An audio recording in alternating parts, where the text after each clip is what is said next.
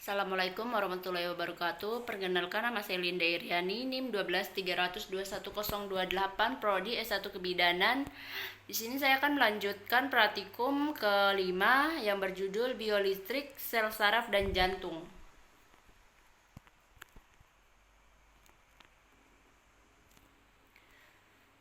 Definisi biolistrik. Biolistrik adalah energi yang dimiliki setiap manusia yang bersumber dari ATP. Adenosine triphosphate, di mana ATP ini dihasilkan oleh salah satu energi yang bernama mitokondria melalui proses respirasi. Sel biolistrik juga merupakan fenomena sel-sel mampu menghasilkan potensi listrik yang merupakan lapisan tipis muatan positif pada permukaan luar dan lapisan tipis muatan negatif pada permukaan dalam bidang batas membran.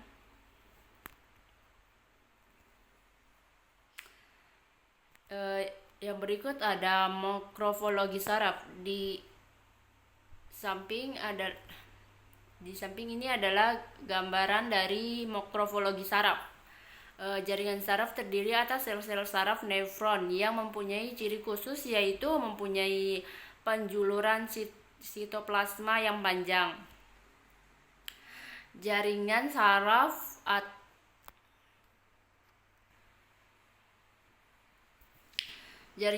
terdiri atas sel-sel saraf nefron yang mempunyai ciri khusus, yaitu mempunyai penjuluran sitoplasma yang panjang. Badan sel mengandung inti sel, nukleus.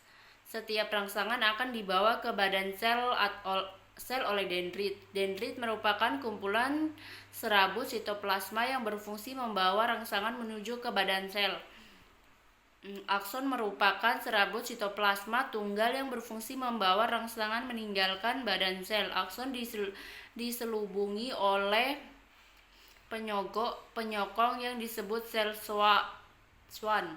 Pada neuron terdapat selubung lemak, yaitu selubung myelin yang mengelilingi akson. Selubung myelin terdiri atas membran sel yang meluas dari sel Schwann. Tidak semua akson dilindungi oleh selubung myelin. Daerah tersebut dinamakan nodus Revere yang berfungsi untuk percepatan impuls saraf, sehingga impuls saraf dapat melompat dengan cepat ke nodus berikutnya. Bagian ujung akson juga dapat bercabang-cabang. Titik temu antara ujung akson nefron yang satu dengan dendrit nefron juga yang lainnya disebut sinapsis. Sinapsis berfungsi meneruskan rangsangan ke sel saraf yang dengan mengeluarkan bahan kimia yang disebut neurotransmitter. Yang kedua ada mekanisme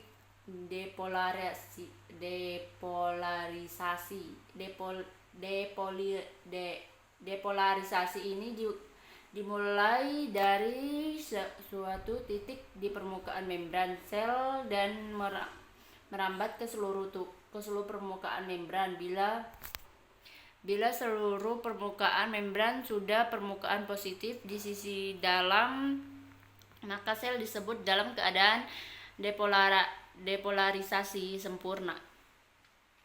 Setelah mengalami depolarisasi sempurna, sel selanjutnya melakukan repolarisasi. Dalam keadaan repolarisasi, potensi membran berubah dari positif di sisi dalam menuju kembali negatif di sisi dalam. Repolarisasi dimulai dari suatu titik dan merambat ke seluruh permukaan membran sel.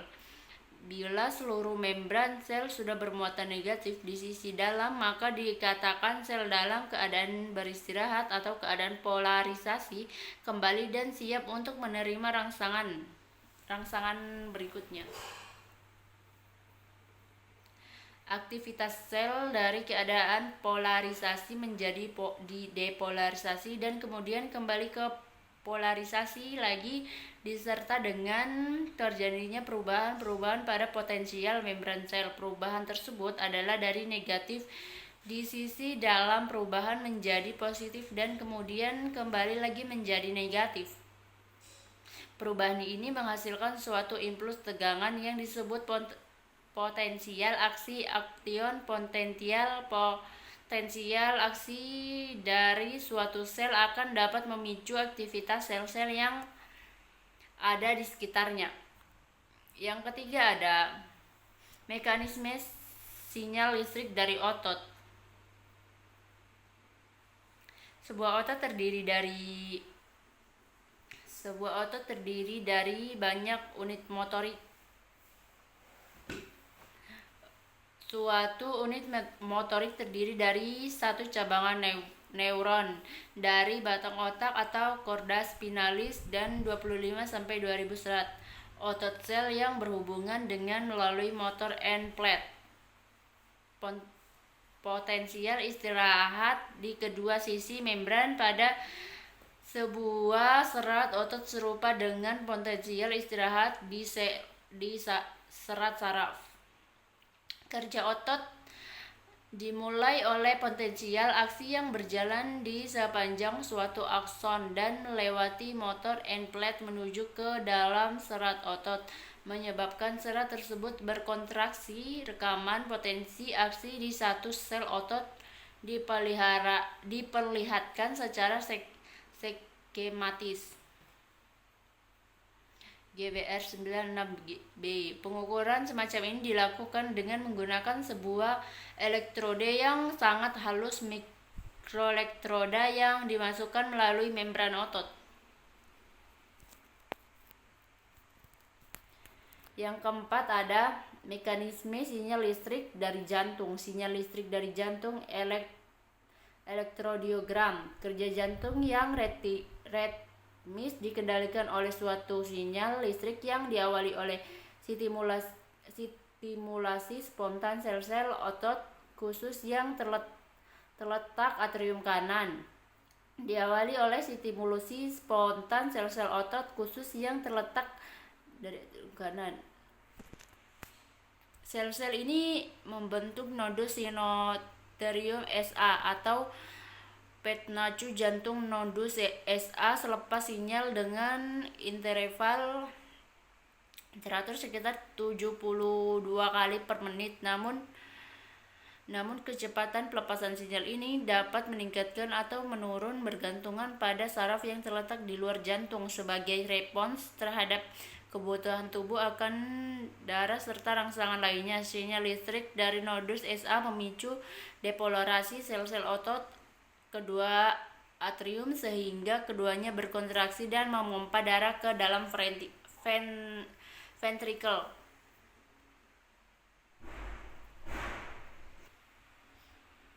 Yang berikut ada jelaskan faktor yang mempengaruhi laju kelistrikan saraf. Faktor yang mempengaruhi hambatan dalam suatu penghantar. Hambatan listrik penghantar bisa diperoleh dari pengukuran berbagai nilai kuat arus I untuk berbagai nilai tegangan. Cara dengan membuat grafik F terhadap I nilai hambatan listrik sama dengan kemiringan dari grafik F terhadap IR. Grafik F versus I untuk suatu penghantar dari kawat logam, misalnya kawat tembaga.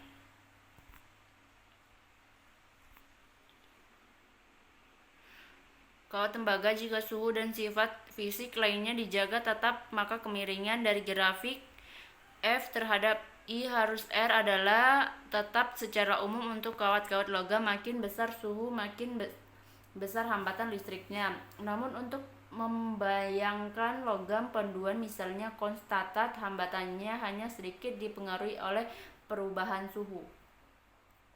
Yang berikut ada jelaskan tentang konduksi jantung. Sistem konduksi jantung terdiri dari otot jantung khusus yang termodifikasi dan mampu menghasilkan aktivitas listrik secara spontan dan menghantarkan menghantarkannya ke seluruh bagian otot jantung. Listrik yang dihasilkan akan dihantarkan ke seluruh bagian otot jantung secara cepat dan terkoordinasi. Perbedaan otot jantung, otot polos, dan otot lurik. Perbedaan otot jantung, lurik, dan polos?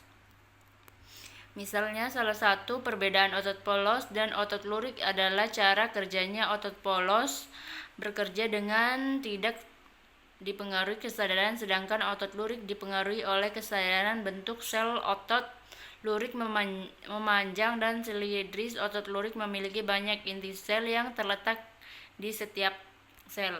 Perbedaan antara otot polos dan otot jantung. Otot jantung berbentuk silindris, memanjang, dan bercabang. Otot polos bekerja di luar kehendak atau kesadaran involuter. Otot polos terletak di organ tubuh bagian dalam kecuali jantung. Otot jantung terletak pada dinding jantung. Sekian dari saya. Jika ada salah kata, mohon maaf. Wassalamualaikum warahmatullahi wabarakatuh.